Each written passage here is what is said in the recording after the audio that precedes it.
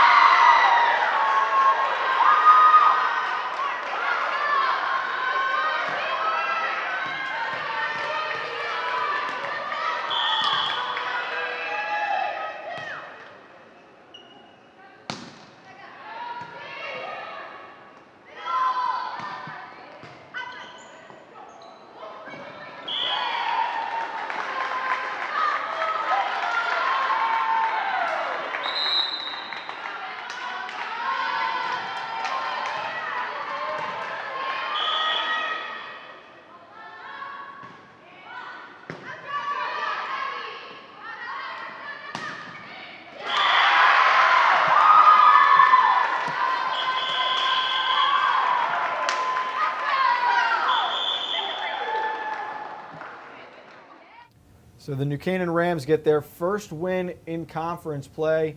Both teams move to 1-5 in FCIAC play and 2-6 on the year. Two teams that are struggling a little bit, Kevin, but it's good to see competitive volleyball and for the Rams to get that first crucial win in conference play. You're right. It is crucial for the Rams to get their first win. McMahon, they're still undefeated, which is great for them. It's huge. Now you look at the standings for the volleyball, in the FCIAC right now. And we were talking about during the broadcast yesterday, Bill Blocksman and myself, you've got 7 teams currently with at least 3 wins, with 4 wins, and then 3 more teams sitting there with 3. It's realistically going to take 4 or 5 wins to get you into the FCIAC playoffs. Do you really believe that an 8 seed could knock off a 1 seed this year based on what we're seeing? I think so. I mean, I really like what I'm seeing with Greenwich. Of course, they're 6-0, and we just mentioned McMahon. They're 5-0 as well. But 2 teams I really like are the Richfield Tigers and Fairfield Ward, sitting at 4-1 each. I think those are 2 really good teams, but you can't discredit the other teams that are 4-2, like Danbury, Stanford, Trumbull, that we mentioned before. They're really going to give – I know Richfield the other night gave Greenwich a run for their money. So it's going to be fun to see the rest of how October turns out for girls volleyball. And you want to talk about a scary fact right now. We've listed about 8 or 9 teams Yeah. already from the Yeah. FCIAC. We haven't included one big one who we've come to know so well. Darien. That's right, yeah. The perennial power who's won 14 of the last 17 volleyball titles. They've lost twice in conference already. I don't see a season where we don't have Darien making the playoffs, but they're a 5 or a 6 seed right now, possibly a 7 the way it works out. That almost makes being a 2 seed seem a little daunting. Right, and I think for them, they kind of like, maybe this is just me personally, but I think they like being on the radar this year. I think they're going to be a totally different team come playoff time. They're going to be almost like a San Francisco Giant team where they come in the playoffs and they're brand new. We've got a lot more volleyball to follow on the next coming weeks here on the HAN Network. We'll have those undefeated McMahon Senators. But make sure you stay tuned right now because coming up after the break, we'll be joined by Dave Ruden of the Ruden Report to take a look at the FCIAC football from last weekend and preview this weekend's upcoming games right here on the HAN Network. 1, 2, 3, Welcome back to Nutmeg Sports. I want to find out how. Lock on! Let's get it done! What did you take advantage of right now? Again, come on. I can push myself way beyond what you've done. Look at the schedule for this weekend. Let's start first with Darien. They go out of conference and they are playing Norwich Free Connecticut Academy. is coming back to hometown. 1, 2, 3, heavy! You know! I want to find out how good I am. Yes, sir! If you relax, you get blown out! Let's get it done! Let's get it done! What did you take advantage of right now? Again, come on! I can push myself way beyond what you think. Pressure technique. Bring it back.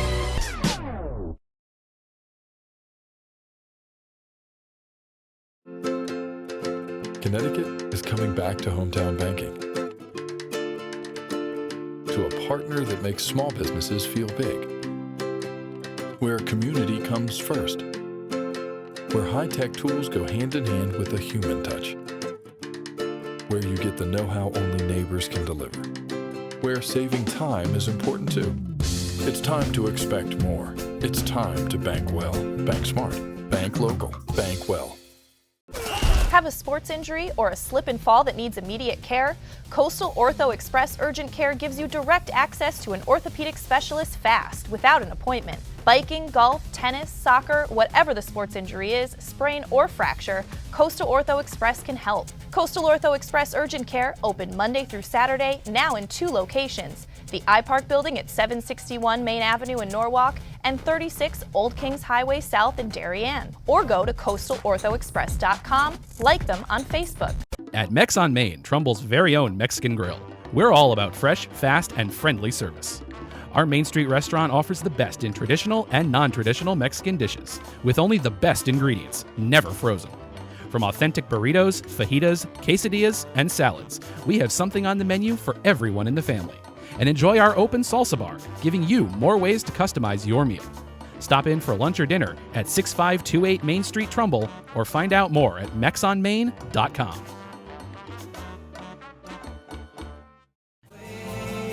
When it comes to local entertainment, we've got it all. From movies, local artists, etiquette, and more.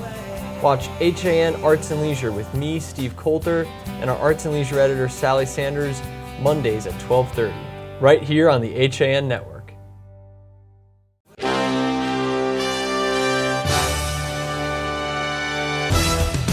Give your day a jumpstart with the latest news, sports, weather, and more on Coffee Break, live on the HAN Network, weekdays at 11 a.m.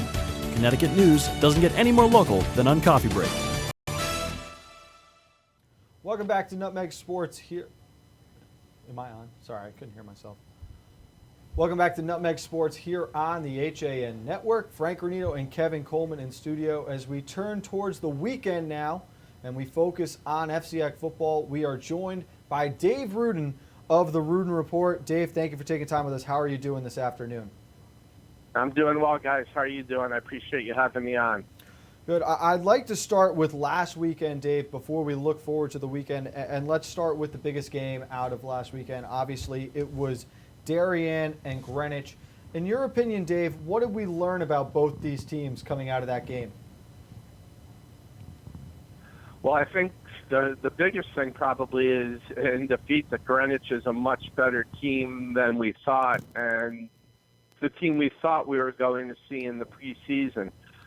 Showed a lot of guts, a lot of resiliency in coming back 3 times from deficits, especially at 28-14 when they were able to tie the game up, and they really brought out the best in Darien. And even coming back when they were down 42-28 and again putting the pressure on Darien, they kept asking the Blue Wave to respond, and Darien did.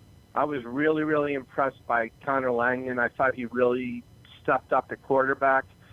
Kevin Iobi proved again that he's one of the best players in the FCIAC, a threat coming out of the backfield on special teams catching the ball. And Anthony Ferraro with 2 great catches. So I thought Greenwich really, really impressed me. And then, Darien hasn't been punched like that since the FCIAC championship game with New Canaan last year. Probably the only time it's really had to weather another team's effort, and in the past 2 years and during this 15-game winning streak. And I think Darien learned a lot about itself just in terms of being tested. And I actually think it's a game that's going to help them later on in the year, and especially in the state playoffs. We all expect them to be there. You want to be tested at some point. You don't want to have an unexpected close game where you haven't been there before. This is going to make it a lot easier for them, I think, going forward. Hey, Dave, what kind of positives can Greenwich take away from that game against Darien? No, the biggest one, I think, is Greenwich showed that it could play with anybody. I mean, if Darien's the #1 team in the state and you played them nearly to a deadlock, I think the Cardinals should get a lot of confidence off of this. A lot of people were somewhat dismissive of them after they needed a late touchdown to beat West Hill in the opening week, and now they've come back and beaten they beat a really good team the next week in Trinity Catholic, and then I think they scored a lot of points in defeat against Darien. So I wouldn't rule out the schedule's tough, but you certainly have to look at the Cardinals now as a potential state playoff team. Dave, I didn't think that either team played especially great in this game, but to me, the player who stood out the most on the field was on the Blue Wave side, and that was Finley Collins. He's quietly doing a little bit of everything for this Darien team. What can you say about the senior captain's play to this point? I agree. I think Finley Collins is a terrific player. I think the only reason he's just now getting a lot of attention is he was overshadowed last year. But, Darien loses players, and it's like a conveyor belt. Somebody falls off and somebody comes back on, and there's a really strong class. Finley Collins is one of the top members of it, and I agree with you. It was a sloppy game. I know I talked to Rob Trefone a few days ago. I haven't talked to John Marinelli since, but I'm sure, and their next football coach, they had a whole list of things that needed to be improved on. But I also think the balance sheet, the assets were greater than the debits. And just from a fan, and I was at the game, you broadcasted the game, it certainly is going to be hard to beat in terms of most entertaining game of the season. It was so exciting from start to finish, and it had a little bit of everything. There were big plays, defensive highlights, special teams really played a difference. One thing that stood out to me was the play calling for Darien. I thought they would have liked to try and establish the run a little bit more. Do you think this is a Darien team that wants to continue throwing it around or gets back to running it behind Stuber in that big offensive line? Yeah, I think it's going to be a situational thing for them. I think they felt like they needed to pass the ball more. And the other thing, and this sounds strange after a team gave up 42 points, Greenwich's defense is pretty good. I mean, Paul Williams at linebacker is one of my favorite players in the league. And John Marinelli told me after the game he thought that the defense played better than the offense. I think a lot of what Darien did doing and allowing Darien to pass the ball a little bit more. But I agree with you. That's going to be one of the strengths of the Blue Wave going forward, is they just have such a good offensive line. And they have a stable of running backs, Mitch Pryor and Nick Green. They've got a lot of players, Max Brandt, so they can distribute the ball, keep bringing fresh runners in. So I agree with you. That's one of the things that's been Darien's strength the last 2 or 3 years is they're able to get points by ground and by the air. Dave, is there another team sitting at 2-1 right now that you think can give Darien, maybe say New Canaan or Staples, a run for their money? Boy, you know, it's tough. I would say one of the best 2-1 teams right now is St. Joseph, but we saw what Darien did to them the first week of the season. I think it's going to be a tough spot right now for anybody that's sitting at 2-1. Well, you know, Richfield and Trumbull, I don't know what to make of them right now, just based on seeing them opening week. I know Richfield without Drew Fowler in there is a little bit of a question mark until he gets back. They certainly played with New Canaan early in the game until he got hurt. I don't think they would have won the game if Fowler had stayed healthy throughout, but I think it would have been a much closer game, and they would have put some more points on there. I'm going to go see Trumbull against Trinity Catholic. I think that's another good test for Trumbull. They have a really, really good passing attack. John McElroy getting the ball to Danny Hoffman, and then you have Marquise Woods. They like to get him in space. They use screen passes and swing passes a lot like a running game. So I'm not ready to put Trumbull and Ridgefield in the top 3 yet, but I wouldn't discount the possibility of them being there in another month. Dave, you got to see Staples play against Wilton, both teams 2-0. We've got Wilton this week. Is Staples really 36 points better than Wilton, or do we see a tough night from the Warriors last week? They're 36 points better than Wilton. And the funny thing is, Wilton's an improved team from last year. They have some really good skill players. The problem is they don't have any size, so they're going to have a tough time against teams that have a lot of size. And Staples' offensive line is huge. Nick Rame at left tackle led a ground game that put up 482 yards last week. I think it's going to be real difficult for Wilton to play with the big boys, and I'm very, very impressed with Staples. I'm really curious to see. I've now seen Staples, Darien, and New Canaan at least once, and I'm really curious. Well, Staples won't have to play New Canaan, but they've got Darien coming up at the end of the season. Very quite possibly both teams will be unbeaten at that point. And Staples lost to Darien twice last year, including the opening week of the state playoffs. I'm really curious to see how Staples is going to do. They're a much different team than Greenwich in terms of how they run their offense. So they're going to present a different problem for Darien. But I, right now, could definitely see, based on early returns and seeing them once each, I could see Staples winning that game. Well, they're definitely off to one of the better starts we've seen from Staples in recent history. Dave, we're going to step aside here quickly on Nutmeg Sports. Hang around with us, though, and we're going to take a look at the games for this upcoming weekend right here on the HAN Network.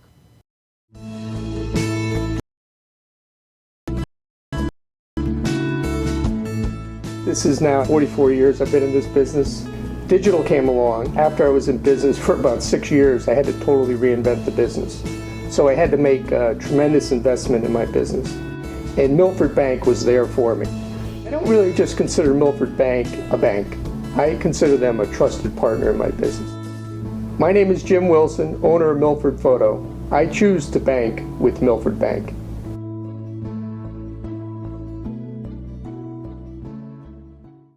Walter Stewart's Market in New Canaan is your time-saving local shopping destination for the best of spring. Find many of your favorite products, from great specials on everyday items to the freshest organic produce, artisanal cheeses, and grass-fed steaks. Drop off your knives to be sharpened, grab a beautiful bouquet of spring flowers, and stop in next door for a wine tasting. Plus, their personable staff is always ready to lend a helping hand.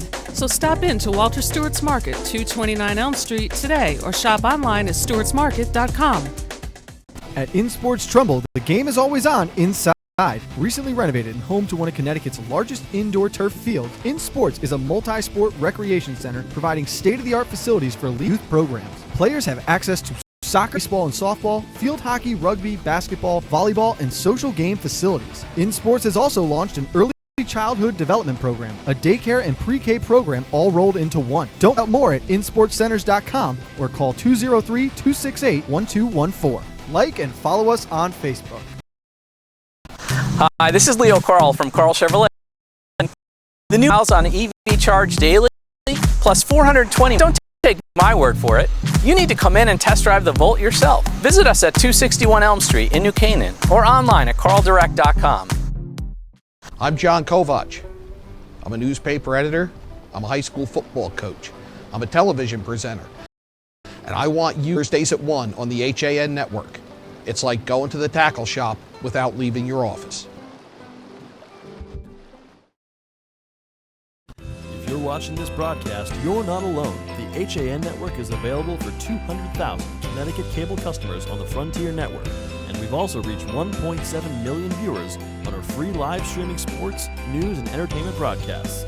To reach our rapidly growing audience, contact Advertising Director Jessica Murrin at 203-273-7312 or email jessica@han.network. Welcome back to Nutmeg Sports here on the HAN Network. Frank Granito and Kevin Coleman in studio today. We are joined by Dave Ruden of the Ruden Report. Dave, we just talked about some of the games from last weekend, where the teams really stand in the conference. It's surprising that we only have 3 teams left undefeated in the FCIAC. Let's start with those teams as we look at the schedule for this weekend.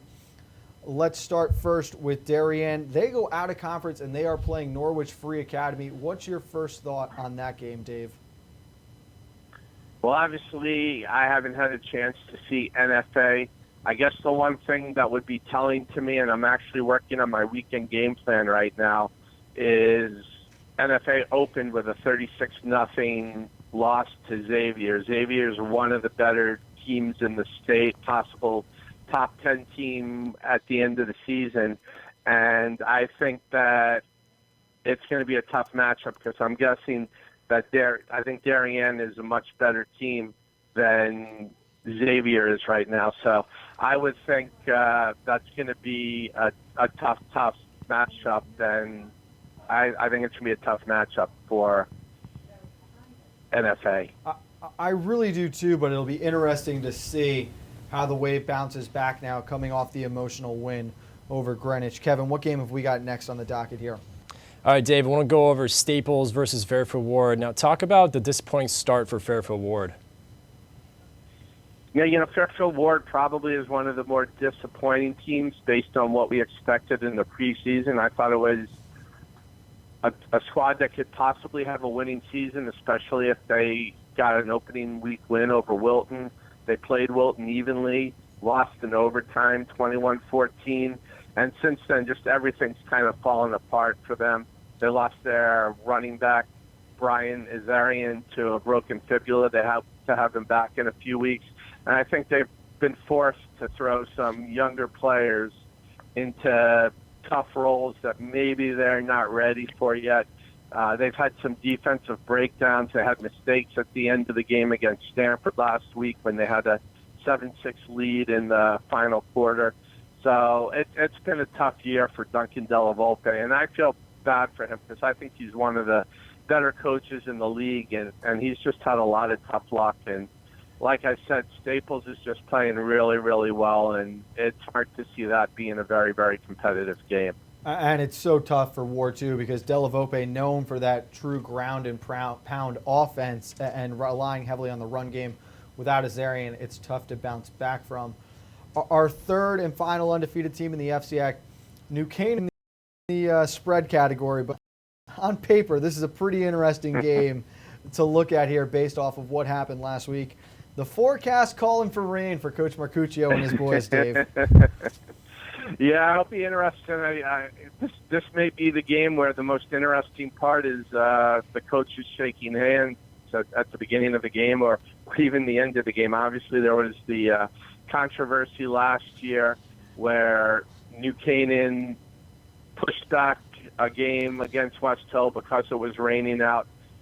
Frank Marcuccio was not happy, the Vikings coach, and was very public about it. There was a state banquet, and Lou Marinelli sort of made a little joke about it when he was speaking, and there's not a lot of love lost between the two coaches. I don't think there's any secret about it.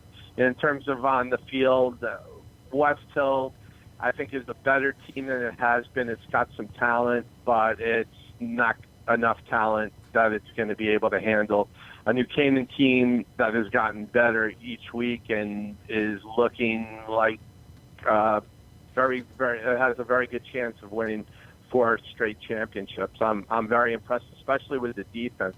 This is one of the few years in recent memory, just because the offense has been so potent, where I think people have been talking more about the New Canaan defense over the offense.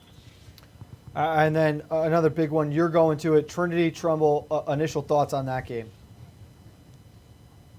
I think it's must-win category for both teams, especially for Trinity Catholic. Trinity, I've been saying this all year, might be the best team in Class S, and they may never get a chance to prove it because they have the roughest first-half schedule, definitely in the FCIAC, and I bet you in the entire state they're going up against a whole good array of Class LL schools, and I feel bad for them. They run the ball well. They have good size. They just don't have the numbers right now and the depth to play back-to-back with all these bigger schools. So they run the ball really well. They have a good offensive line. A lot of people will tell you that John Michael Bavona is the best running back in the league. Big test for their defense because Trumbull throws the ball really, really. Tomorrow night in. What are your thoughts on that game, and who do you think is going to come out with the win? Well, Fairfield Ludlow's had a tough run so far this year. They've played teams though that are among the best in the league. So I don't really know what to make of Ludlow. A lot of people told me that they've been having time that they lost their captain to injuries. I was told this week, Melbourne, and they've struggled a lot. Like I said, Wilton, I think Wilton, these are the kind of teams that Wilton should be able to beat and have been beating. They're not ready to play with Staples as they showed last week, but they're not a bad team, and I still think they're capable of having a winning record at the end of the year. Well, Dave, I want soon throughout the season. Enjoy Trinity at Trumbull tomorrow night. We will be live at Fairfield Ludlow when the Warriors travel to play the Falcons. Kevin Coleman will be on the sideline joining myself and Mike Suppy for the call. Make sure you check out FCIAC Tailgate at 5:15, coffee break at 11, pregames at 6:50. All of that happening right here on the HAN Network.